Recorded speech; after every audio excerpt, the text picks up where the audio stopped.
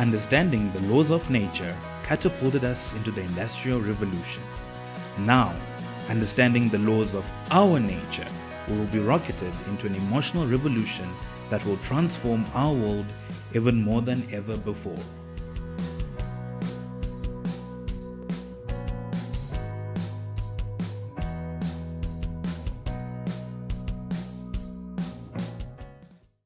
So, Ngoni, today, once again, it's nice to have you here. Hey, good to be here. Great.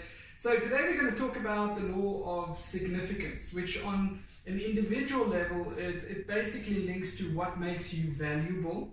And that thing that makes you valuable will drive you to do things. It's like the engine of a car. It just gives you that drive to get your things done.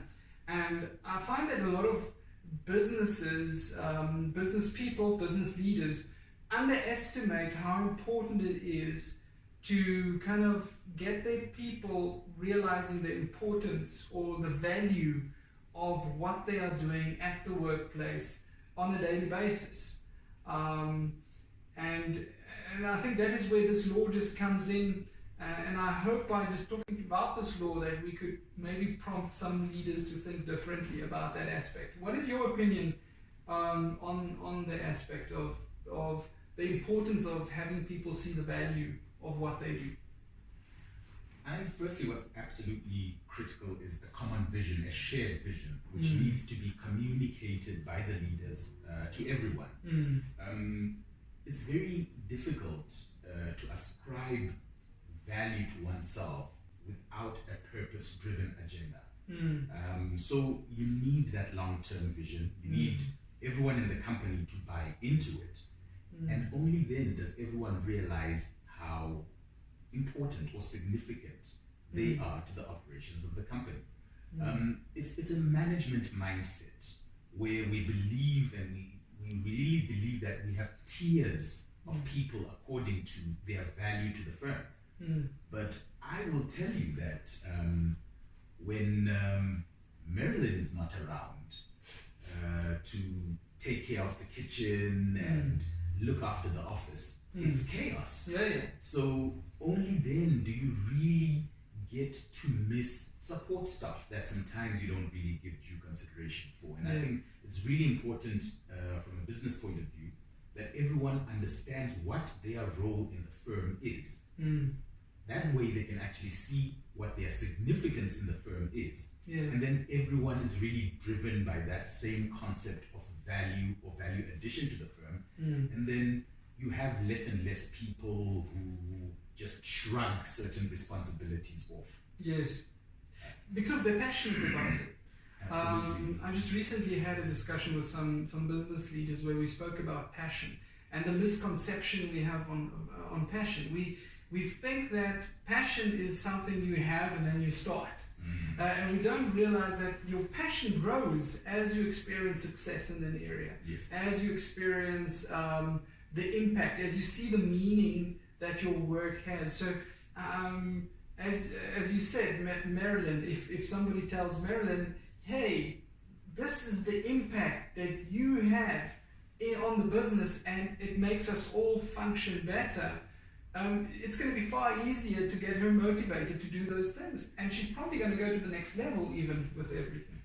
Absolutely. That's why once she's been gone on leave, when she comes back, you have to say, I missed you, because you really did. You really did. For sure. And, you know, I've started off my work career as a waiter. So I was a professional waiter for a very, very, very long time. And our country is driven by a lot of service industries. Tourism is only one example. I'm sure you've heard a lot of complaints about service levels, etc. And I think that comes from that perspective. When someone comes to work and they feel that, but my job is only to serve, and they have this very low perception of their value. But when we think about it, when you're serving, that is direct client contact. You're actually sales. When you're serving someone, because that determines whether that client is going to come back, is going to refer your company to another company. So I think it's very critical that management aspires to make sure that they communicate each and every organization's member their importance. And I think it goes further than that even. When you see what part you can play. I'm thinking of the other day, I was sitting in a restaurant and I was waiting for a client, and I had chosen out a big table because I wanted to set out my things and explain things to my client and whatever. And they came, my client was late, and there was a whole group of tourists coming in.